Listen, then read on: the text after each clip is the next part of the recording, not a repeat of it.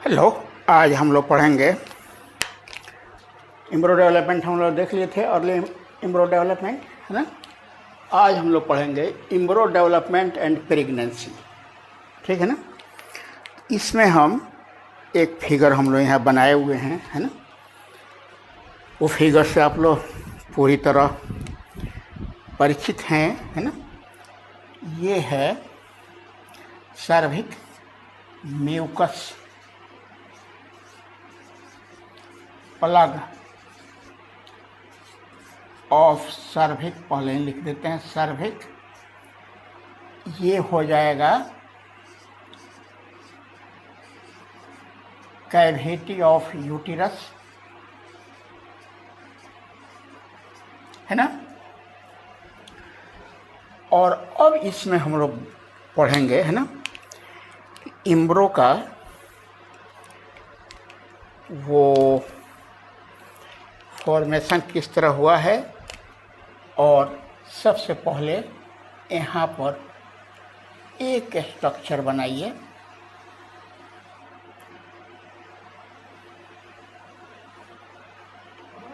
और इसका नाम आप लोग दीजिए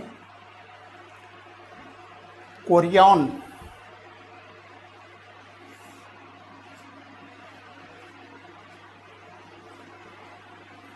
कोरियन, ठीक है ना। ये लेयर थोड़ा मोटा बनाइए आप लोग, क्योंकि इसमें ब्लड सप्लाई भी रहता है।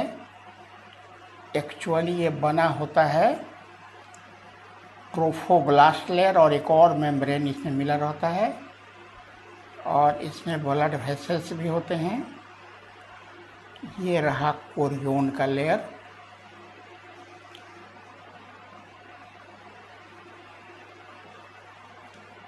ये है कोरियन।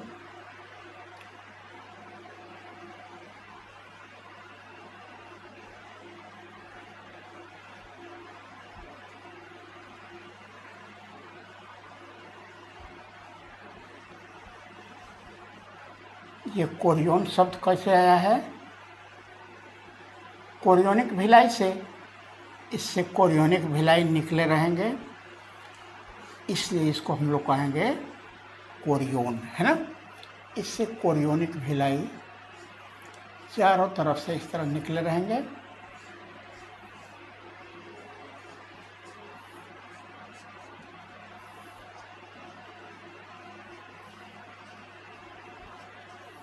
चारों तरफ से आप बना दीजिएगा कोरियोनिक भिलाई इसमें।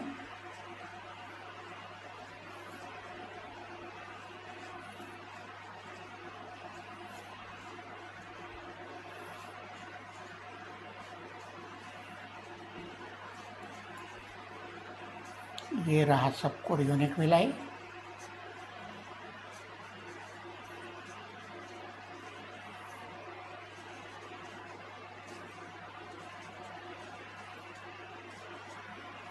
ये रहा कोरियोनिक भिलाई सब, है ना। अब क्या कीजिए आप लोग, इसके भीतर एक और लेयर बनाइए।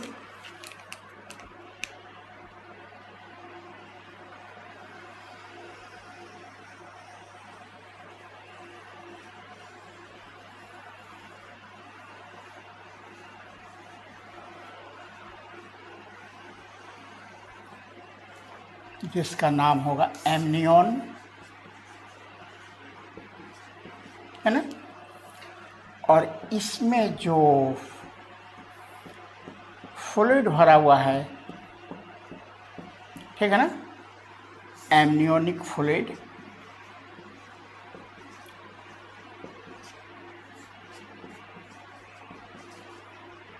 ठीक है। अब क्या करना है हम लोगों को, है ना, कि यहाँ से यहाँ पर सब कोरियोनिक भिलाई चारों तरफ है। जो फूड मटेरियल वगैरह कलेक्ट करेगा, यहाँ से आप लोग इसको मिटाइए, है ना। और एक लेयर इस तरह बनाइए आप लोग। इसको यहाँ से बाहर निकालिए। ये भी कोरियोनिक भिलाई है।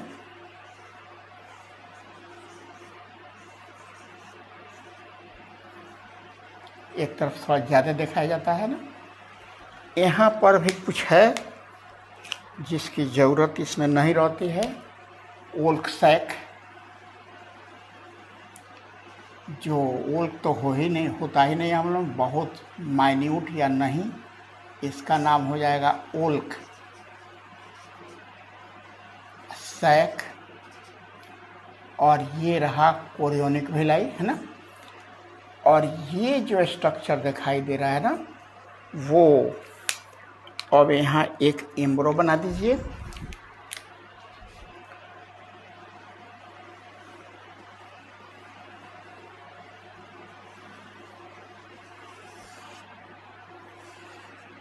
एक एम्ब्रो हो गया, और इस एम्ब्रो से ये जुटा हुआ स्ट्रक्चर, है ना, अम्बिलिकल कॉर्ड कहलाता है ना।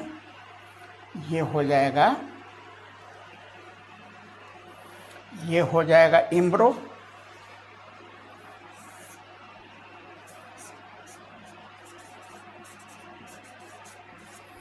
और ये है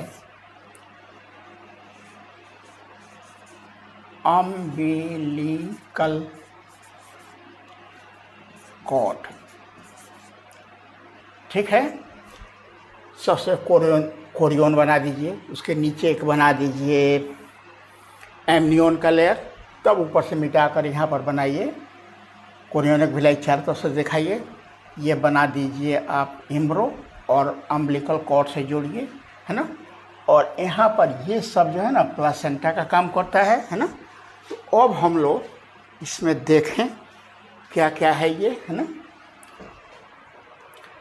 इम्प्लांटेशन पढ़ें आप लोग, है ना। तो implantation, after implantation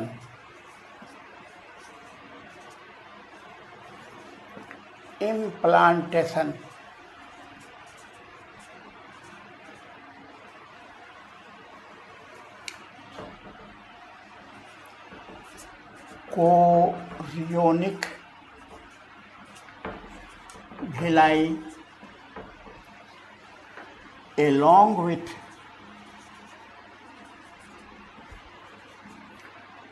tissue of uterus forms a functional unit, कार्य करने वाला unit, functional unit called placenta, है ना। आगे लिखिए, प्लासेंटा is linked, jointed लिखिए, jointed, linked with embryo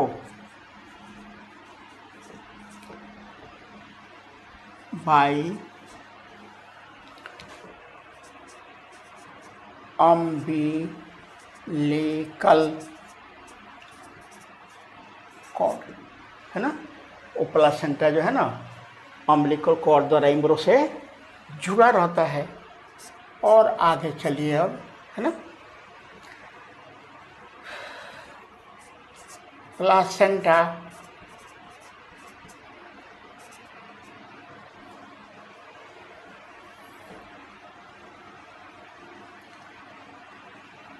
placenta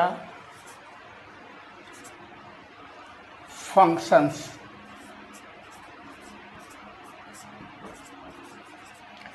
as provides oxygen to fetus,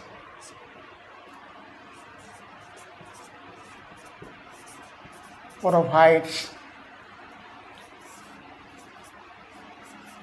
nutrients to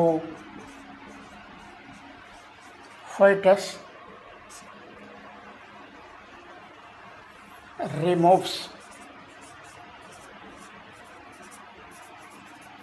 CO2 from the fetus, या foetus कहा जाता है इसको, है ना, removes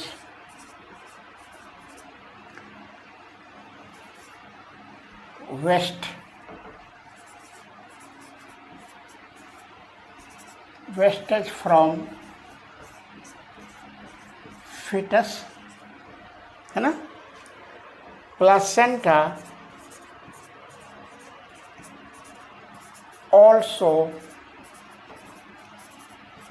acts as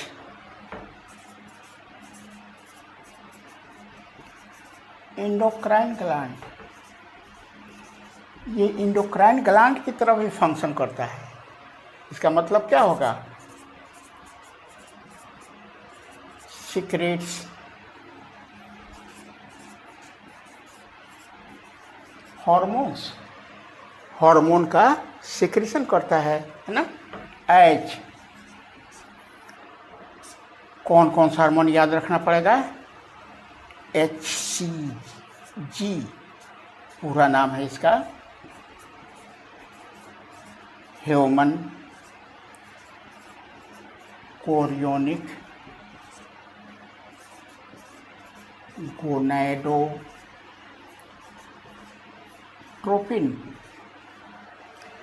दूसरा है HPL,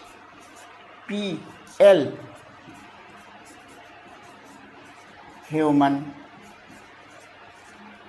प्लासेंटल लैक्टोजन, है ना। और भी सीक्रेट करता है ये, एस्ट्रोजन ओवरी भी सीक्रेट करता है, याद है ना। प्रोजेस्टेरॉन,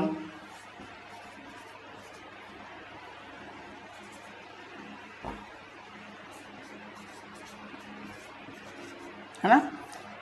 और लेटर स्टेज में, प्रेगनेंसी के लेटर स्टेज में रिलैक्सिन हम लोग देखेंगे, है ना। आगे हम लोगों को पढ़ना है, आगे हम लोगों को पढ़ना है पार्टुरेशन एंड लैक्टेशन, है ना। उसमें हम लोगों को मिलेगा ये, है ना, ये रिलैक्सिन सीक्रेट करेगा, है ना। Level of other hormones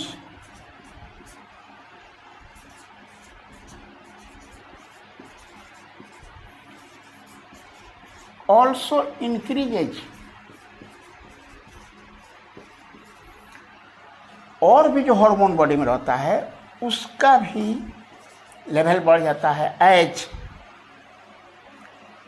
progesterone जो ओवरी सीक्रेट करता है, oestrogen,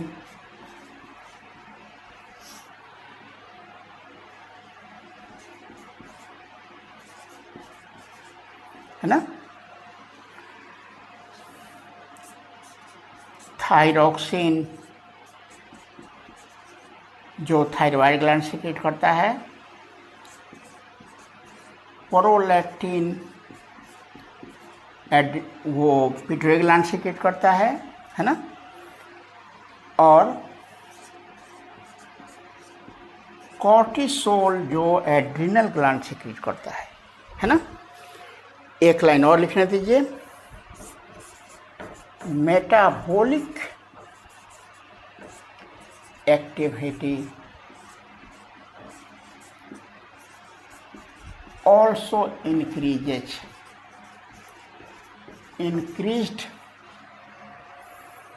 is also increased during pregnancy. समझ में आ रहा है ये।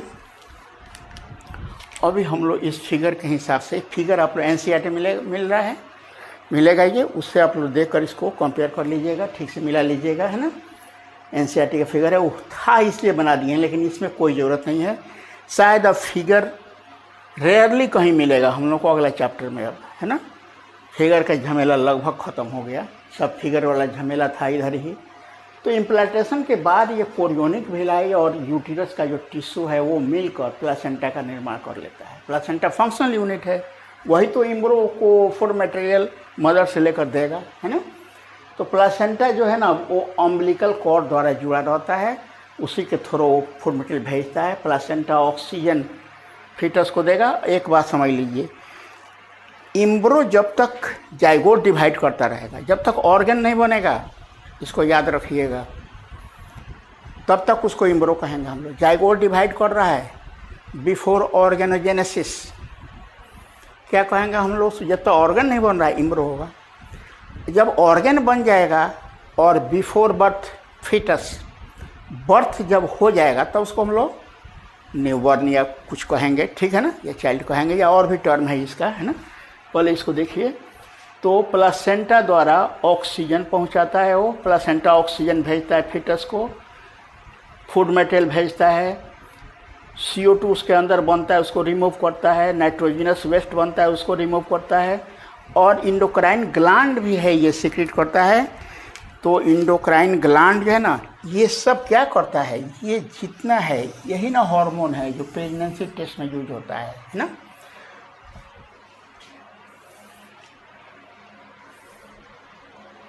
ठीक है, ऑल दिस helps in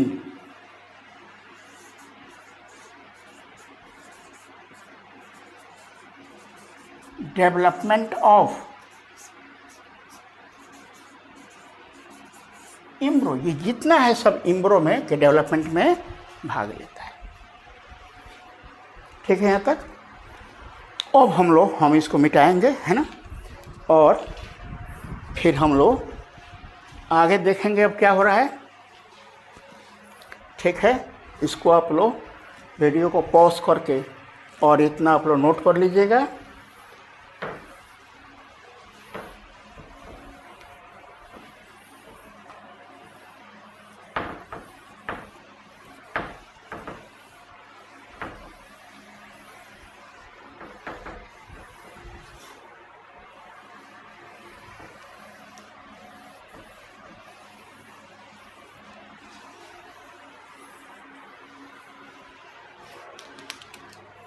ठीक है, अब हम लोग देखें, उधर था ना इनर सेल मास, एनसीईआरटी यहीं पर गैस्ट्रुलेशन क्रिया कहलाता है। ये जो एनसीईआरटी नहीं दिया है, इसलिए हम लोग भी डिटेल जाने की ज़रूरत नहीं है ना। Inner cell mass forms first ectoderm, ये कंप्लीट एक लेयर बनाता है जिसका नाम है एक्टोडर्म। देन दूसरा लेयर बनेगा एंडोडर्म,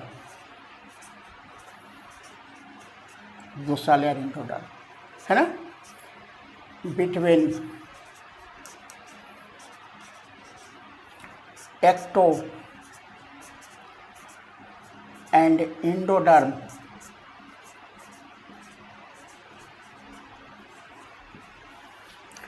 मीजोडर्म,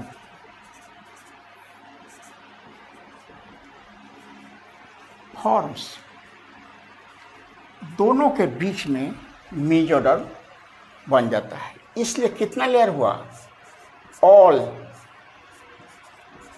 दिस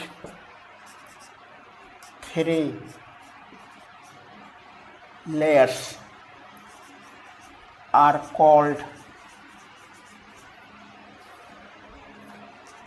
3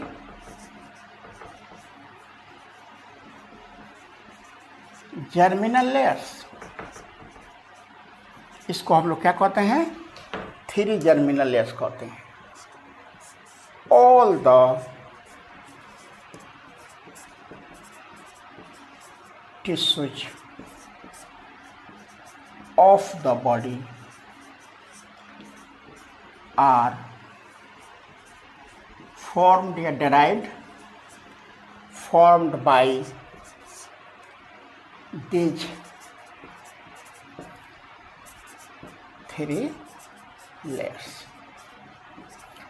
शरीर में जितने भी प्रकार के टिश्यू हैं, ऑर्गन है, टिश्यू से ऑर्गन बना है, सभी इसी एक्टोडर्म, मेसोडर्म और इंडोडर्म टिश्यू से बनता है। ये कैसे बनता है, इस क्रिया को हम लोग कहते हैं गैस्ट्रुलेशन, जो हम लोग नहीं पढ़ने जा रहे हैं। ठीक है ना। आप लोग एनसीईआरटी से ज़्यादा मत जाइए, हम यहाँ जाते तो और थोड़ा कन्फ्यूजन हो जाता। एक क्लास में और तो पढ़ा देते थे, इस बार हम भी इसको काटे हैं। ठीक है ना। ये हो गया। एक लाइन और लिखना पड़ेगा, इनर सेल मास। ये भी बहुत इंपॉर्टेंट है। कोई क्वेश्चन आप लोग बनेगा तो अपने सब क्वेश्चन मिलना शुरू हो जाएगा। इनर सेल मास कंटेंस रखता है सम स्टेम सेल्स, कुछ तो स्टेम सेल है उसमें, फ्रॉम विच, जिससे any type of tissue is formed. कुछ उसमें स्टेम सेल है जो किसी भी प्रकार के टिश्यू का निर्माण कर सकता है। ठीक है। तो ये रहा इसके बारे में, इनर सेल मास के बारे में। ये कैसे inner cell mass ectoderm, endoderm, mesoderm बनाता है, उसी क्रिया को हम लोग कहते हैं गैस्ट्रुलेशन, जो एनसीईआरटी में नहीं दिया है। हम लोगों को भी उसकी छूने की ज़रूरत नहीं है। ठीक है। फिर इसको हम मिटाएंगे। अब एक अलग लिखना है, अगर यहाँ लिखते हैं तो छोटा पड़ जाता है, छोटा पड़ जाएगा, है ना।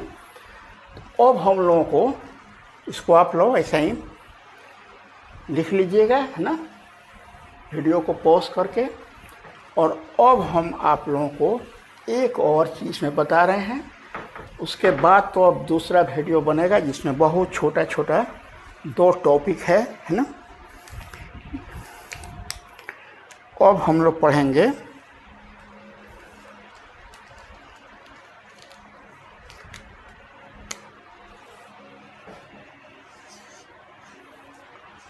ऑर्गेनोजेनेसिस।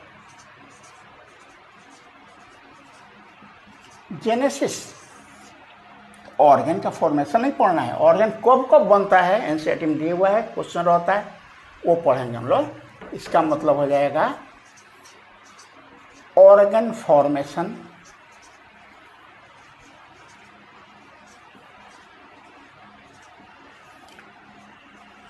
In the एम्ब्रो। एम्ब्रो में ऑर्गन फॉर्मेशन हो जाएगा तब तो उसको हम लोग क्या कहेंगे, फीटस कहेंगे। ठीक है ना। वो हम लोग पढ़ने जा रहे हैं। ठीक है। तो इसमें देखिए, एंड ऑफ, ऐसे ही आप लोग याद कीजिएगा तो याद हो जाएगा, 4 वीक्स। प्रेगनेंसी के चौथा महीना जब चौथा वीक जब बीतेगा, है ना, उस समय हार्ट डेवलप।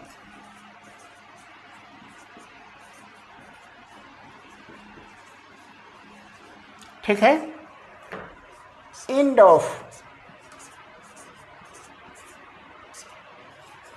8 वीक्स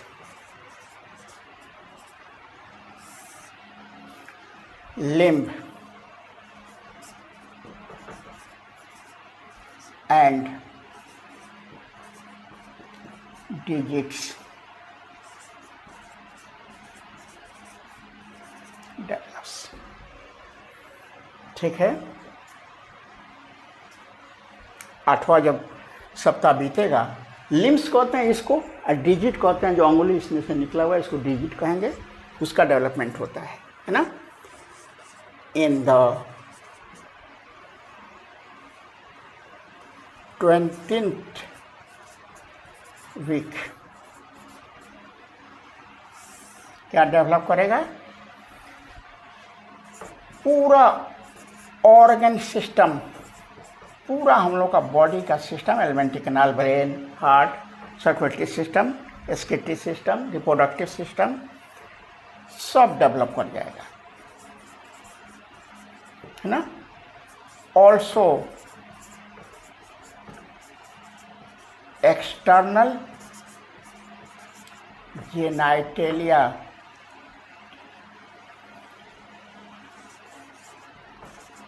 मतलब कि एक्सटर्नल रिप्रोडक्टिव ऑर्गन भी सब डेवलप कर जाएगा, ठीक है।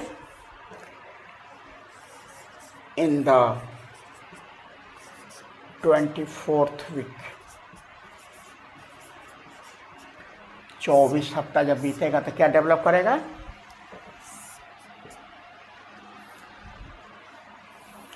Movement of foetus. फीटस जो है ना वो बॉडी में मूव करने लगेगा, है ना।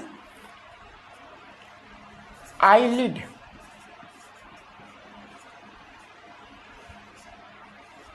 आईलिड सेपरेट, आईलिड्स जो हैं उसके, है ना, वो दोनों पलक, अपर आईलिड लोअर आईलिड, वो दोनों सेपरेट हो जाएगा।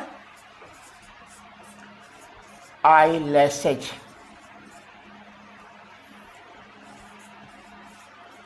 और आँख के ऊपर जो आई लैसेज है वो भी डेवलप कर जाएगा, ठीक है। और अब in end of 36 week,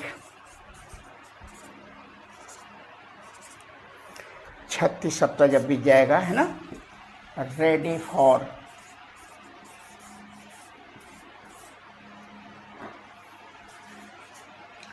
delivery. Delivery के लिए अब ये फिटस तैयार है ना। अब जरा इसको हम लोग जो किताब में लिखा है उस हिसाब से देखिए तो ना, ये तो हो गया फर्स्ट मंथ वाला, और ये हो जाएगा सेकेंड मंथ,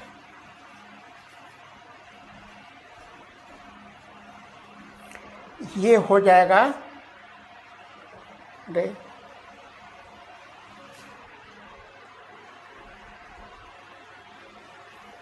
12 वीक वाला छूट गया है, 12 वीक में ये होता है ना।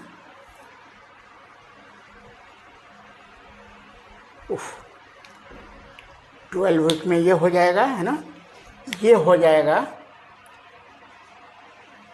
थर्ड मंथ, है ना। यहाँ पर ये हम लोग 20 लिखेंगे। अब इसको 20 वीक में, है ना,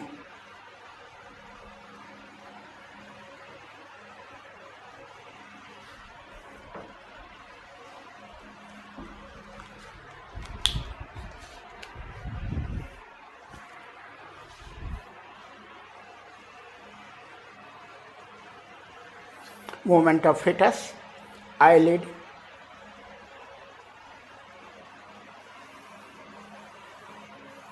इसको हटाइए, अभी एक छूट गया था बीच में, है ना। Movement of fetus, hair on the head, और हेड पर हेयर निकल आएगा, ठीक है। अब 24 in the 24 week,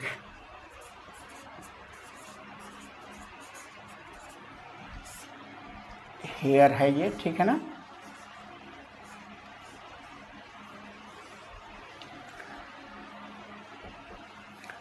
twenty 24 week में ना वही आईलिड,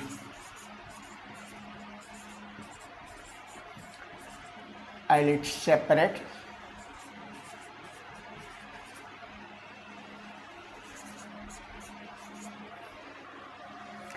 eyelashes,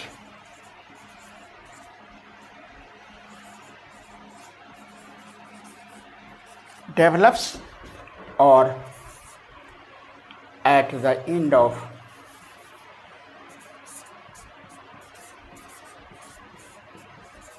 36 week, है ना, रेडी फॉर, एक और चीज है इसमें, है ना, fine hair on the body, fine hair, पूरा बॉडी पर हेयर निकल आएगा, 20, है ना, हेयर ऑन द बॉडी, है ना, और अब हो जाएगा वो रेडी फॉर डिलीवरी। और अब डिलीवरी के लिए हमको ये बताना है इसमें, है ना, ये थर्ड वीक जो है ना, ट्राइमेस्टर, फर्स्ट ट्राइमेस्टर, ट्राइमेस्टर कहलाता है। और 24, 6, 20, 5, और ये जो ये है ये कितना हो जाएगा, 6, 6 मंथ, 6 मंथ को ये हम लोग सेकेंड ट्राइमेस्टर, ये 6ठा महीना जो है ना, सेकेंड ट्राइमेस्टर हो जाएगा। और ये हो जाएगा थर्ड ट्राइमेस्टर। किताब में लिखा होगा तो आप लोग इसे घबराएगा नहीं। ऐसे देखिए, 4 हफ्ता का 1 मंथ होता है ना, ये हो गया 4 हफ्ता का 1 मंथ, है ना, ये 8 हफ्ता का हो गया, ये 2 मंथ हो जाएगा, ये 3 मंथ हो जाएगा, फर्स्ट तिमाही, दूसरा तिमाही, और ये तीसरा तिमाही। इसको इसी तरह पहले इसको याद कीजिए, 8, 4, 8, 12, 20, 24 और 36 तो याद भी करने की जरूरत नहीं है। अब इसको आप मंथ में कन्वर्ट कीजिएगा तो देख लीजिए ये मंथ हो जाएगा। ये हमेशा याद रखिएगा, क्वेश्चन रहता है इसका, ठीक है। तो अब हम लोग इस तरह इसको हम लोग सब देख लिए। अब नेक्स्ट जो है ना, 2 छोटा छोटा टॉपिक है, पास्टुरेशन एंड लैक्टेशन, तो हम लोग उसको देखेंगे, ठीक है। Thank you.